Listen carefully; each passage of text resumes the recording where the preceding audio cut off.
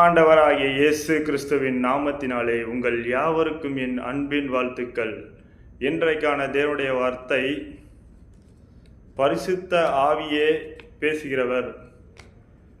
நம்ம இன்னைக்கு ஒரு இன்டர்வியூக்கு போவோம், பயமாக இருக்கும். இன்றைக்கி என்ன கொஸ்டின் கேட்பாங்க, என்ன பேசணும்னு நம்மளுக்கு ஒரு பயம் இருக்கும்.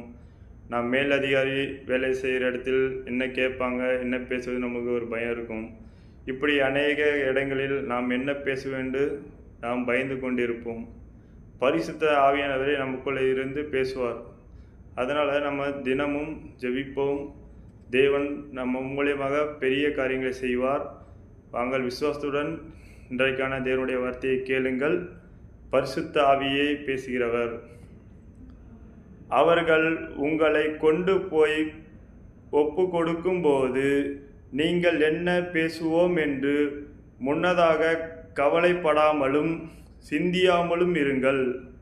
அந்த நாளிகையிலே உங்களுக்கு எது அருள் செய்யப்படுமோ அதையே பேசுங்கள்.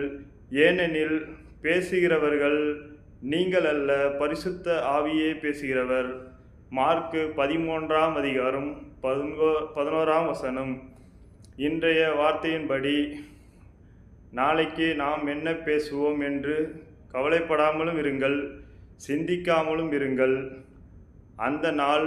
அந்த நாளிலே தேவன் நம்மளுக்கு என்ன பேசணுமோ பரிசுத்த ஆவியானவர் மூலம் நம்மளுக்கு வெளிப்படுத்துவாங்கள். அந்த நாளுக்கு என்ன வெளிப்படுத்தப்படுகிறதோ அதை நாம் பேசுவோம்.